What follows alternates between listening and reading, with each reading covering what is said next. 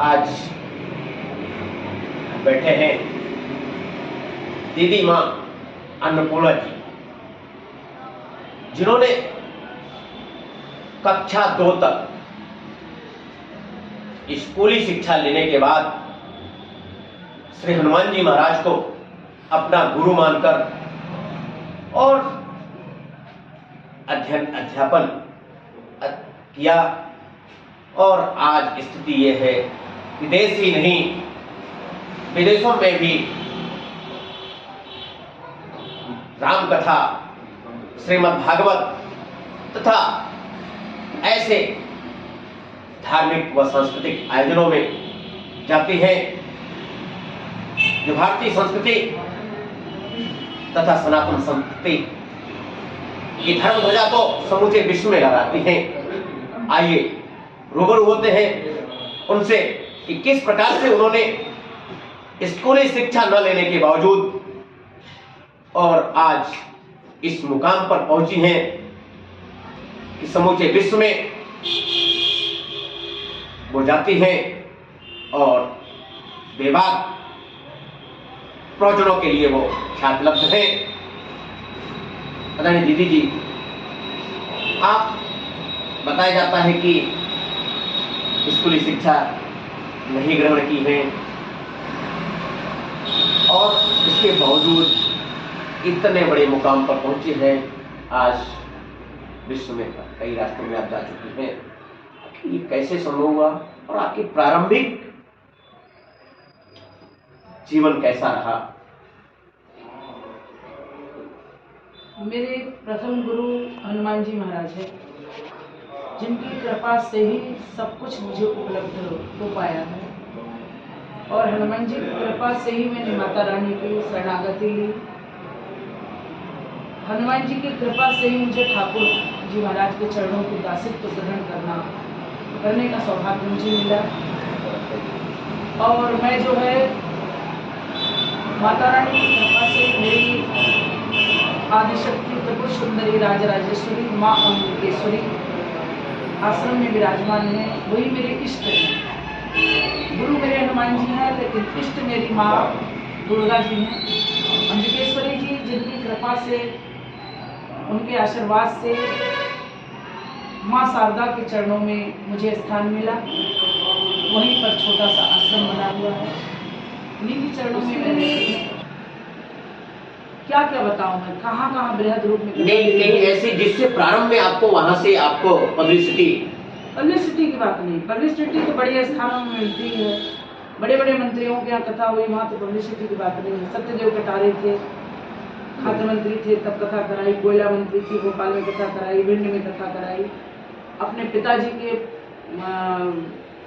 मूर्ति की स्थापना में उन्हें कथा कराई। जगत गुरु भगवान शंकराचार्य स्वरूपानंद जी महाराज उनके शिष्य गुरु थे, तो वो अंतिम में 3 दिन के लिए आए थे, बाकी 9 दिन की कथा मेरी थी वहाँ पर। तो जब भी उन्हें कथा कराई सत्येंद्र पाठक ने पूरे क्षेत्र में लगातार बिजरावगढ़ कटनी क्षेत्र में खूब कथा कराई। उन्हें एक महीना तक लगातार कथा कराई, हर साल कथा होती थी। दीदी, आप चूंकि महिला समाज का प्रतिनिधित्व करती हैं और साध्वी होने के नाते आपसे ये जानना चाहूंगा कि आज वर्तमान में जिस प्रकार से एटमॉस्फेयर गंदा हुआ है, लव जिहाद के चलते श्रद्धा जैसी अनेक बेटियां बलवेदी पर चढ़ रही हैं, आखिर ऐसी स्थिति क्यों हो रही है? आप जैसी कथावाचिका और तमाम देश के संत ऐसे अभियान में जुटे हुए हैं, इसके बावजूद समाज की ऐसी मानसिकता है। इसलिए कि अपनी संस्कृति को भूलकर माता पिता ने अपने बच्चों को संस्कार देना भूल गए। माता पिता संस्कार क्या है बच्चे जानते ही नहीं, संस्कृति क्या है जानते नहीं, मर्यादा क्या है जानते नहीं है। मैंने कल ही कथा में बोली थी शब्द को, यहाँ तक के लोग हम पूछते हैं आपसे कि आपने अपने बच्चों को ऐसा संस्कार दिया ही क्यों, कि आपके बच्चों ने जाकर के ऐसा कार्य किया। जब अगर ऐसे कार्य नहीं किए होते तो आज श्रद्धा जैसी बेटियां काटी नहीं जाती। अगर संस्कार आप दिए होते तो आज हमारे देश में आए दिन अत्याचार, दुराचार, पापाचार, अनाचार नहीं बढ़ता। अगर अगर संस्कार नहीं दिया है तो संस्कार विहीन होने के कारण सब हो रहा है। और ये नहीं कि हम लोग साधु बन गए, साध्वी बन गए तो हम लोग शिक्षा नहीं दे रहे, शिक्षा दे रहे, उसका असर भी पड़ रहा है। लेकिन कुछ लोग ऐसे हैं जो उसको सुनना ही नहीं चाहते, जो वहाँ तक आना ही नहीं चाहते। उनकी संस्कृति ही अलग है, उनकी मर्यादा ही अलग है, उनका संस्कार ही अलग है। तो जो संस्कार को नहीं मानेगा, संस्कृति को नहीं मानेंगे, जो धर्म को नहीं मानेंगे, उनके साथ ऐसा होता ही रहेगा। अपने बच्चों को सबसे पहले संस्कार जरूरी है, और संस्कार के लिए ही साधु संत महात्मा दुनिया घूम घूम करके संस्कार ही बांट पे क्या कदम उठाए जाने चाहिए?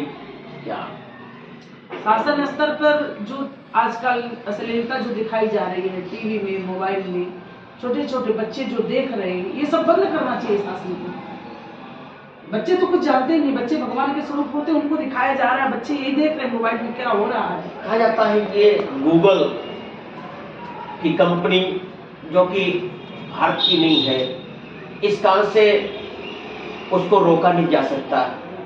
गूगल पे तमाम तो रोका नहीं जा सकता, चीजें ऐसी आ रही है जो लोग, माँ बाप शासन क्या कर सकते हैं? शासन कुछ नहीं कर सकता, केवल घर के लोग ही कर सकते हैं। आप अपने बच्चों को उस संस्कार से, उस कुसंस्कार से दूर रखिए अपने बच्चों को। अपने घर के बच्चों को प्रातः काल उठने के बाद माता पिता को प्रणाम करना सिखाइए।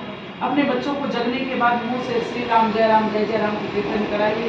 राम कृष्ण की चर्चा कोई करता नहीं, सोता है बच्चा तो मोबाइल लेकर सोता है, उठता है तो मोबाइल से उसकी आंखें खुलती हैं। तो क्या जाने संस्कार क्या है? रामकृष्ण को कोई जपना चाहता नहीं। हमारे देश का संस्कार ये था, कल मैंने यही बताया था कि आज का बच्चा मोबाइल से जगता, मोबाइल से सोता है। 5 साल का बच्चा जंगल चला गया था भगवान को ढूंढते हुए, वो भी तो भारत का ही बेटा था। उसके संस्कार को कोई नहीं जानता, वो कोई नहीं दिखाया जाता, उसको माता पिता अपने बच्चों को नहीं दिखाते मोबाइल से। केवल यही देख रहे बच्चे की क्या हो रहा है, कैसा हो रहा है, कैसे किसके साथ क्या हो रहा है, किसके साथ कैसे क्या हो रहा है, यही देख रहे बच्चे, तो यही सीख रहे हैं। तो ये न शासन रोक सकता है न प्रशासन रोक सकता है। अगर इसे रोक सकता है तो संस्कार रोक सकता है। इसलिए सबसे ज्यादा जीवन में आवश्यकता है तो संस्कार की आवश्यकता है। वहीं पर छोटा सा आश्रम बना हुआ है, उन्हीं के चरणों में मैं रहती हूँ। जो भी कथा होती है, श्री रामचरितमानस की कथा या श्रीमद् भागवत पुराण की कथा, वो अन्नपूर्णा नहीं बोलती, वो शारदा मैया बोलती हैं। उन्हीं की कृपा से कथा होती है। और ठाकुर जी के शरण में मैं हमेशा रहती हूँ। मेरे साथ ठाकुर जी हमेशा चलते हैं, माता रानी हमेशा मेरे साथ चलती हैं।